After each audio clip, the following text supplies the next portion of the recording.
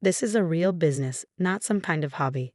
Victoria Bennett's voice cut through the boardroom like a knife, her perfectly manicured hands spread flat against the polished mahogany table. We need someone who understands the corporate world, not just tinkering. I sat across from her, my back straight despite the trembling in my hands. 6 years of research and development, countless late nights in the lab, all the breakthroughs I'd achieved for Bennett Technologies. And this was how it ended. Mother, Daniel, my husband, started from his seat beside me, but Victoria silenced him with a sharp look. No, Daniel, this isn't up for discussion. The board agrees with me. Olivia's experiments might have been entertaining when we were a smaller company, but we're going public in 6 months. We need real leadership, not a scientist playing at being an executive. My name is Olivia Foster Bennett, and at 32, I was about to be forced out of the company I'd helped build. Not that Victoria would ever admit my contributions. To her, I was just the girl who'd married her precious son, the one who didn't quite fit into her polished corporate world. The timing of the product launch is critical, Victoria continued, her voice dripping with fake sympathy. We need someone with real business experience to handle this. Margaret will be taking over the R&D department effective immediately. Margaret Phillips, Victoria's goddaughter, sat at the far end of the table, trying and failing to hide her smug smile. She'd been gunning for my position since she joined the company 3 months ago, armed with an MBA from Wharton and a pedigree Victoria approved of. I glanced down at the papers in front of me, the transition agreement they expected me to sign. A generous severance package, they called it. More like hush money to keep me quiet while they pushed me out. And if I refuse? I asked, my voice steadier than I felt. Victoria's smile tightened. Then we'll have to revisit your employment contract. I'm sure you remember the non-compete clause. It would be a shame if you couldn't work in this industry for the next 5 years. Of course I remembered.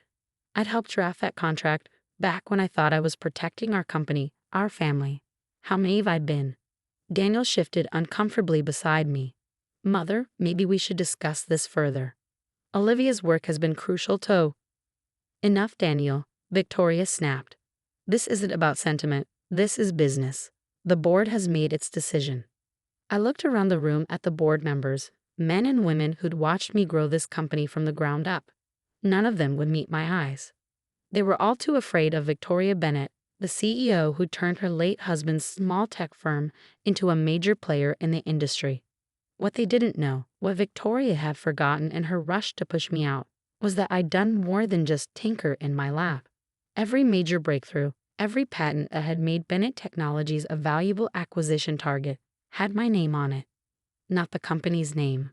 Mine. But I kept that knowledge to myself as I stood up, gathering my papers with steady hands. I'll need time to review these documents with my lawyer, I said calmly. Victoria waved dismissively. Take all the time you need.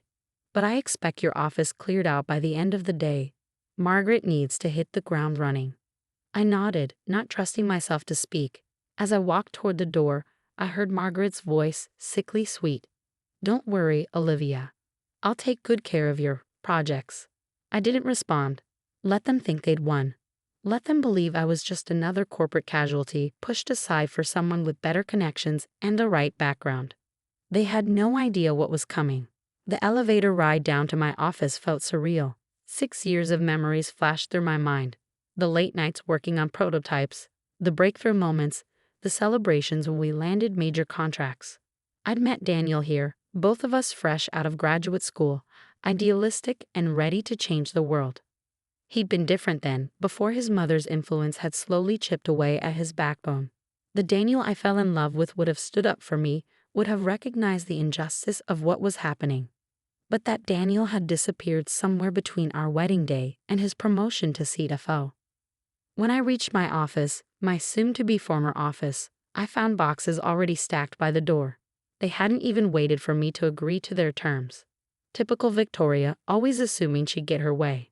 I sat down at my desk one last time, running my fingers along the smooth surface. This wasn't how I'd imagined my last day would be. I'd always thought when I left, it would be on my terms, maybe to start my own company or take on a new challenge. Instead, I was being pushed out by a woman who'd never accepted me, never seen me as anything more than an inconvenience, the scientist who'd somehow trapped her son into marriage. My computer pinged with a new email. From Victoria, of course. HR will assist with your exit process. Please ensure all company materials remain on premises. We'll mail any personal items after they've been cleared by security. Regards, Victoria Bennett, CEO, Bennett Technologies. I couldn't help but laugh.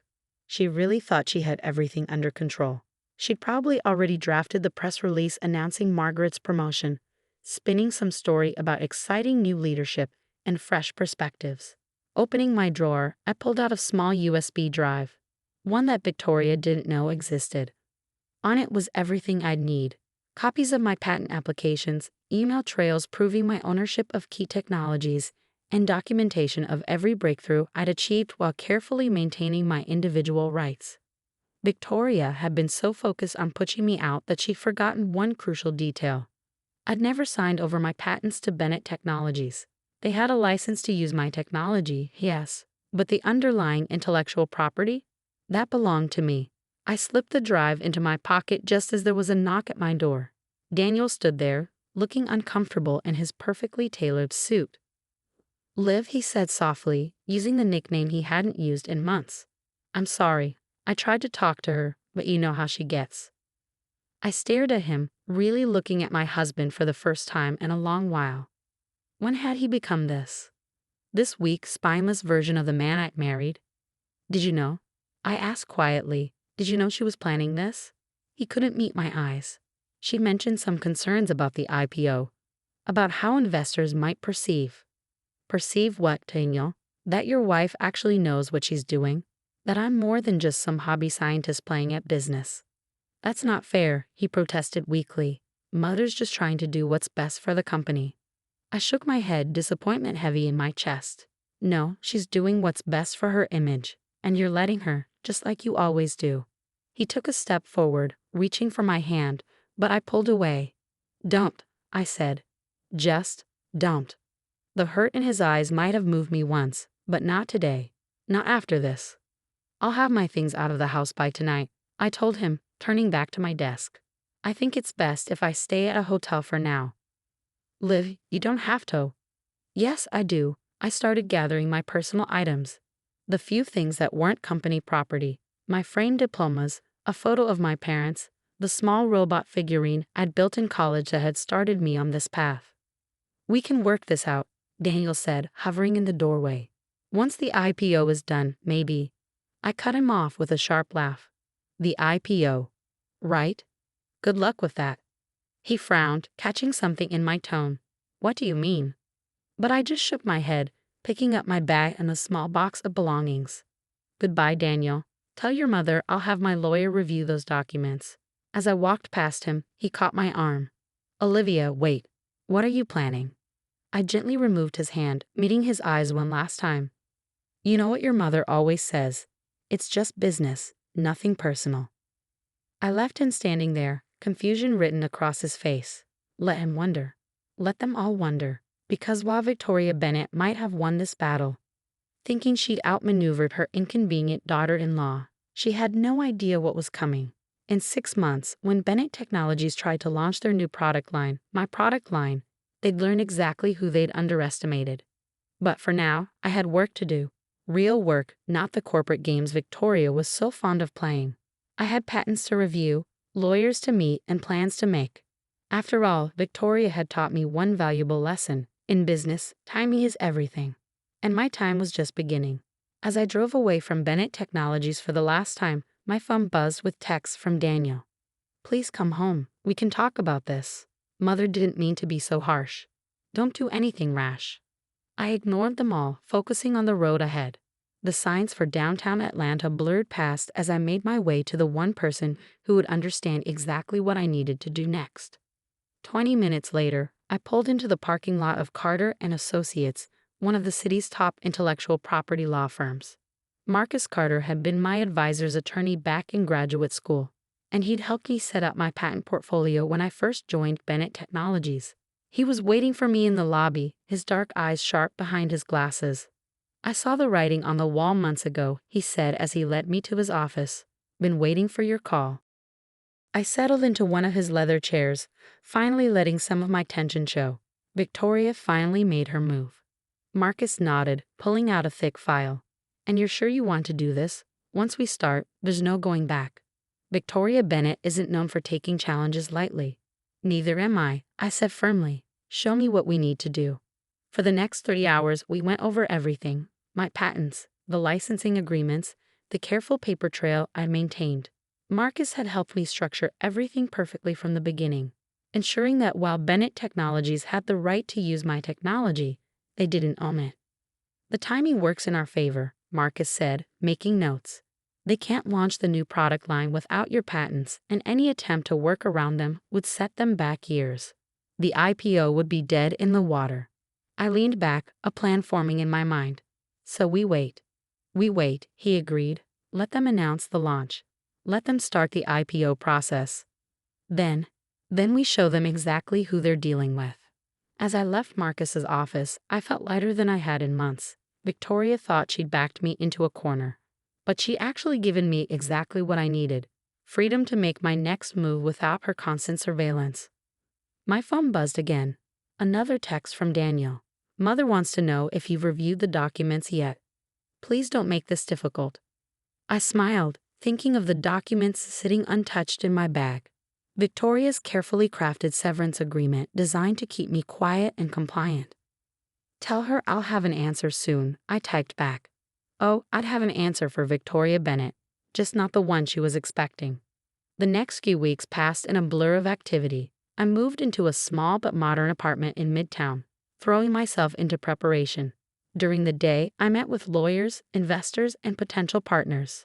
At night, I reviewed my research, identifying which technologies were most crucial to Bennett's upcoming launch. Victoria, meanwhile, wasted no time announcing my departure. The press release was exactly as I predicted.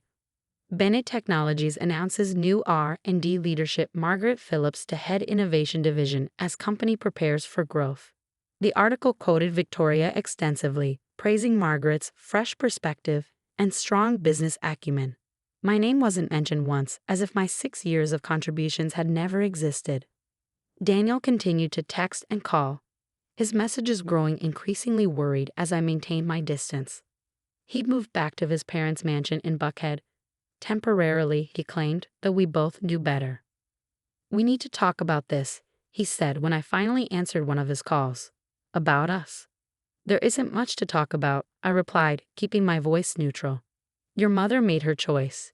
You made yours. By not fighting her? What was I supposed to do? Live? She's the CEO. You were supposed to stand up for what's right, Daniel. For once in your life, you were supposed to stand up to her. He was quiet for a moment. Is that why you won't sign the severance agreement? To punish me? I almost laughed. He still didn't get it. No, Daniel. I'm not signing because I don't need their money. And soon, they're going to need something from me far more than I need anything from them. What are you talking about? Liv, you're starting to sound like your mother, I suggested. Maybe she taught me more than she realized. I ended the call before he could respond. Let him worry. Let him wonder. He'd find out soon enough. 3 months after my forced departure, Bennett Technologies made their big announcement.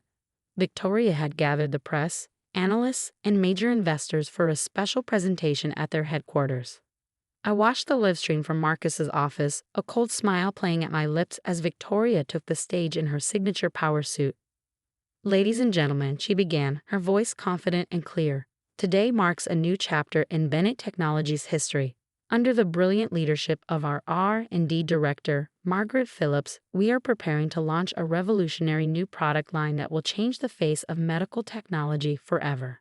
The presentation that followed was slick and professional, full of promises about breakthrough innovation and unprecedented market potential. Margaret stood beside Victoria, basking in the praise as they unveiled prototypes of devices that I had designed, technologies that I had created. When they opened the floor for questions, a familiar face stood up. Sarah Chen from the Wall Street Journal, known for her sharp analysis of tech companies. Ms. Bennett, Sarah said, her voice carrying clearly through the stream. These technologies seem remarkably similar to patents held by Olivia Foster. Can you comment on the licensing arrangements? The briefest flicker of uncertainty crossed Victoria's face before her media training kicked in. All intellectual property used in our products is properly licensed and documented, she said smoothly. Bennett Technologies has full rights to everything we're presenting today. I turned to Marcus, who was already reaching for his phone. Shall we? He nodded, a predatory smile spreading across his face. Time to show them what a real business looks like. I pulled out my own phone and opened the email I prepared weeks ago. One click, and Victoria Bennett's carefully constructed plans would start to crumble. Send it, I said. The email went out to every major tech publication, every analyst following Bennett Technologies, and every investor invited to today's presentation. PKNT challenges Bennett Technologies' right to manufacture product line. Olivia Foster announces review of all technology licenses. The reaction was immediate. On a live stream, I watched as phones started buzzing throughout the audience. Victoria was still talking, but people had stopped paying attention, their faces buried in their screens. Then Sarah Chen stood up again, interrupting Victoria mid-sentence. Ms. Bennett, we've just received a statement from Olivia Foster claiming that Bennett Technologies' license to use her patents expires in 3 months, before your planned product launch. Would you care to comment? The look on Victoria's face was worth every moment of humiliation I'd endured. For once, the great Victoria Bennett was speechless, and this was just the beginning. The chaos that followed my announcement was everything I'd anticipated and more. Victoria tried to maintain control of the situation, but the damage was done. Investors were already leaving the presentation, phones pressed to their ears as they called their brokers. Margaret stood frozen on stage, her carefully rehearsed speech forgotten. I closed my laptop, turning to Marcus with a satisfied smile. How long before she calls? He checked his watch. Given her temper, 3, 2, 1. My phone lit up with Victoria's number right on cue. You should take it, Marcus advised, already reaching for his notepad. Remember, every word matters now. I answered on the third ring, keeping my voice professional and calm. Hello, Victoria. What do you think you're doing? She hissed, her composure finally cracking. Do you have any idea what you've just done? Actually, I do, I replied. I'm protecting my intellectual property rights. Isn't that what you taught me about business? Always protect your assets? Your assets. She practically spat the words. Everything you developed was for Bennett Technologies. You can't just. Can't what, Victoria? Can't stand up for myself. Can't run a real business. I let my words sink in before continuing. Check your contracts. Every patent, every innovation you just promised your investors, they're all licensed to Bennett Technologies under my name. And those licenses expire in exactly 3 months. There was a long pause. I could almost see her face, that perfectly controlled mask slipping as she realized the magnitude of her mistake. What do you want? She finally asked, her voice tight. I want what I've earned, but we can discuss the details with our respective legal teams. I'm sure you'll want to review everything thoroughly this time. This isn't over, she warned. No, I agreed. It's just beginning. I ended the call and looked at Marcus, who was grinning broadly. Well done, he said. Very well done. But we both knew this was just the opening move. Victoria Bennett hadn't built her empire by backing down from a fight, and she wasn't about to start now. Sure enough, within hours, Bennett Technologies' legal team began flooding Marcus's office with demands and threats. They claimed my patents were developed under work-for-hire agreements. They threatened to sue for breach of contract. They even tried to argue that my marriage to Daniel gave the company rights to my intellectual property. But Marcus and I had prepared for everything. Every contract, every patent application, every piece of documentation had been carefully structured from the beginning. I might have been naive about office politics, but I'd never been naive about protecting my work. Daniel showed up at my apartment that evening, looking more disheveled than I'd ever seen him. His tie was loose, his hair a mess from running his hands through it. Can I come in? He asked when I opened the door. Please, Liv. We need to talk. I considered turning him away, but something in his expression made me step aside. He walked in, taking in my new space, the modern furniture, the small but well-equipped home office, the wall of technical books and journals. You've been busy, he said quietly. Someone once told me that success requires dedication. I replied, thinking of all the times Victoria had lectured me about real business. He sank onto my couch, looking defeated. Mother's furious. The board is in panic mode. Our stock dropped 15% after your announcement. 23%. I corrected him. I've been watching the markets. He looked up at me, really seeing me perhaps for the first time in years. You planned this all along, didn't you? Even before they pushed you out? No, I said honestly. I planned it the moment your mother made it clear that my contributions meant nothing to her. The moment she tried to steal my life's work and hand it to Margaret like it was hers to give. She didn't understand. She understood perfectly. I cut him off. She just didn't care. She never has. To her, I was just the scientist who wasn't good enough for her son, who didn't fit into her perfect corporate image. That's not true, he protested weakly. Really? I moved to my desk and pulled out a file. These are copies of emails between your mother and Margaret going back 6 months. Planning my removal. Discussing how to handle the transition of my projects. Want to know what your mother wrote about me? He shook his head, but I continued anyway. She called me a necessary inconvenience that needed to be managed out before the IPO. Said it was time for you to think about your future and consider more suitable partnerships. Daniel's face paled. Where did you get those? I'm a tech expert, remember? The one your mother thought was just playing at business. I sat down across from him. The question is, did you know about this plan? He couldn't meet my eyes. I knew she wasn't happy about us. About how it would look to investors, having a researcher in such a key position. But I never thought she'd actually do it, or never thought I'd fight back. The silence that followed was heavy with unspoken truths. Finally, Daniel looked up, his eyes tired and sad. What do you want, Liv? Name your price. Whatever it takes to fix this. I laughed, but there was no humor in it. Fix this? You still don't get it, do you? This isn't about money, Daniel. This is about respect. About recognition for what I've built. What price would you put on that? Mother will never agree to give you back your position, he said. You know how she is.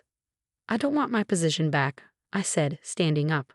I don't want anything from Bennett Technologies. What I want is for Victoria to understand exactly what she lost when she decided to throw me away. Just then, my phone buzzed with a text from Marcus. Thompson Medical just reached out. They want to meet.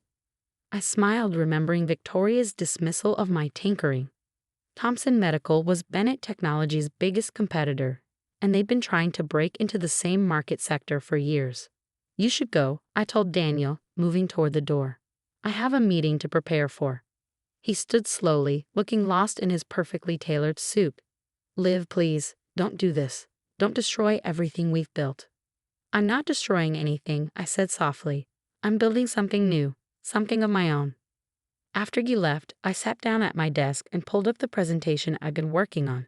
Thompson Medical wasn't the only company interested in my technology. Without Bennett Technologies' restrictions, without Victoria's constant interference, I was free to explore all the applications I'd been forced to shelve. The next few weeks were a blur of meetings, negotiations, and legal maneuvers. Victoria, true to form, tried every trick she could think of to regain control. She had her PR team spin stories about corporate espionage and betrayal. She tried to pressure mutual business contacts to blacklist me. She even attempted to freeze my personal bank accounts, claiming they were tied to company assets. But for every move she made, I was 2 steps ahead. The patents were mine, the documentation was clear, and the technology market was hungry for innovation. While Bennett Technologies' stock continued to fall, my own prospects were rising. Thompson Medical wasn't just interested in licensing my existing patents. They wanted to fund my research into new applications, with complete creative control and a significant equity stake in the resulting technologies. They're offering you a seat on their board, Marcus told me during one of our strategy sessions. Victoria is going to lose her mind when she finds out. I was reviewing the proposal when my phone buzzed with an unexpected name, Margaret Phillips. Should I take it? I asked Marcus. He shrugged. Could be interesting. Hello, Margaret, I answered, keeping my tone neutral. Olivia. She sounded nervous, nothing like the smug woman who'd taken my office. I need to talk to you. In person. It's important. I considered refusing, but curiosity won out. Tomorrow, 10 a.m. There's a cafe called the Edison on Peachtree. Don't be late. Margaret was already waiting when I arrived the next morning, fidgeting with her coffee cup. Her designer suit looked slightly rumpled, her usual perfect appearance showing signs of strain. "Thank you for meeting me," she said as I sat down. "I know you probably hate me." "I don't hate you, Margaret," I interrupted. "I nothing you. You're just another player in Victoria's game." She flinched but pressed on. That's actually why I wanted to talk to you. About Victoria. About what's really been happening at Bennett Technologies." For the next hour, Margaret laid out a story that confirmed my worst suspicions and revealed new ones. Victoria hadn't just wanted to push me out. She'd been systematically undermining my work for years, taking credit for my innovations while ensuring I remained in a subordinate position. "She has files," Margaret said, her voice low. "Documentation she's been building, trying to prove the patents should belong to the company. She's planning to sue, to tie you up in court until you're forced to settle." I smiled, thinking of my own carefully maintained records. "Let her try." "You don't understand," Margaret insisted. "She's desperate. The IPO is falling apart, investors are pulling out, and Thompson Medical just announced their new partnership with you. She's talking about criminal charges, about fraud." "Is that why you're here?" I asked, studying her carefully. "To warn me, or to save yourself?" She had the grace to look ashamed. "Both," she admitted. I thought I was getting my dream job. But it's all built on lies, and when it falls apart. I sat back, considering. Margaret might be naive and ambitious, but she wasn't evil. She was just another pawn in Victoria's chess game. "Send me copies of everything," I said finally. "All the files, all the documentation. Do that, and I'll make sure you land on your feet when this is over." Her relief was palpable. "Thank you," she whispered. "I'll send everything tonight." As I walked back to my car, I felt the final pieces of my plan falling into place. Victoria thought she could bury me in legal battles. Fine. Let her try. I had truth on my side, and now I had evidence of her attempted fraud. That evening, as I was reviewing Margaret's files, Daniel called again. "Mother's calling an emergency board meeting tomorrow," he said without preamble. "She's going to try to force through a lawsuit against you." "I know," I replied calmly. "You know." "I know everything, Daniel, including what your mother's been planning for years. The question is, what are you going to do about it?" He was quiet for a long moment. "What do you mean?" "I mean, are you going to keep standing by while she destroys the company your father built? While she burns everything down rather than admit she was wrong? What choice do I have?" "There's always a choice," I said softly. "You just have to be brave enough to make it." The next morning, I dressed carefully in my favorite power suit, not one of the ones Victoria had helped me choose, but one I bought myself after leaving Bennett Technologies. It was time for the final act. Marcus met me in the lobby of Bennett Technologies headquarters, both of us armed with files and evidence. We timed our arrival perfectly, just as the board members were gathering for Victoria's emergency meeting. "Ready?" he asked as we stepped into the elevator.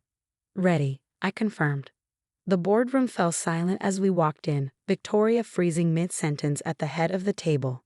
Daniel sat to her right, Margaret to her left, both looking pale but determined. "What is the meaning of this?" Victoria demanded. "This is a private board meeting."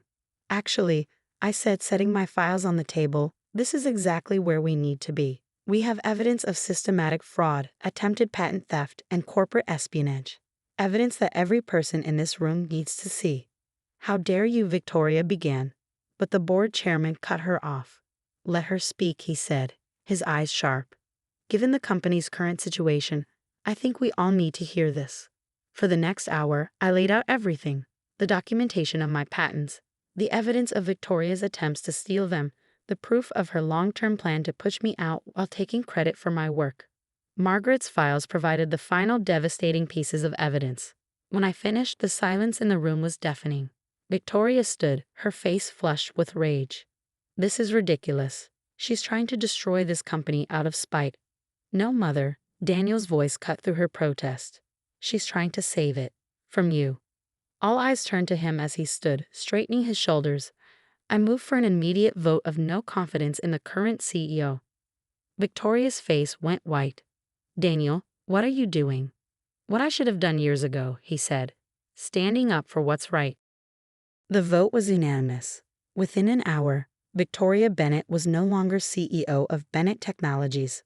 Within 2 hours, the board had approved my proposal, a partnership with Thompson Medical that would save both companies while protecting my patents. As the board members filed out, already talking about transition plans and damage control, Daniel approached me. "I know it's too late," he said quietly. "Too late for us, I mean, but thank you for showing me what real strength looks like." I nodded, feeling a weight lift from my shoulders. "Take care of the company, Daniel. Make your father proud." 6 months later, I sat in my new office at Thompson Medical, looking out over the Atlanta skyline. The wall behind my desk displayed my patents, not hidden away in a lab, but proudly showcased for everyone to see. My phone buzzed with a news alert. Bennett Technologies announces successful merger with Thompson Medical. Former CEO Victoria Bennett retires. I smiled, thinking of how far I'd come from that day in the boardroom when Victoria had tried to dismiss me as just a hobbyist playing at business. Now I was on the board of directors at one of the largest medical technology companies in the country. My innovations were saving lives, and I was finally truly free. Victoria had taught me one last valuable lesson. Success isn't just about having the right patents or the right technology. It's about knowing your worth and being brave enough to fight for it. As I turned back to my work, I noticed a small package on my desk. Inside was a familiar object, the robot figurine from my college days that had started me on this path. With it was a note in Daniel's handwriting. "Thought this belonged with its creator. Thank you for teaching me what real business looks like." I placed the figurine on my desk, a reminder of where I'd started and how far I'd come. Victoria had tried to write me off as just another hobbyist, but she'd forgotten the most important rule of business. Never underestimate a woman with nothing left to lose and everything to prove.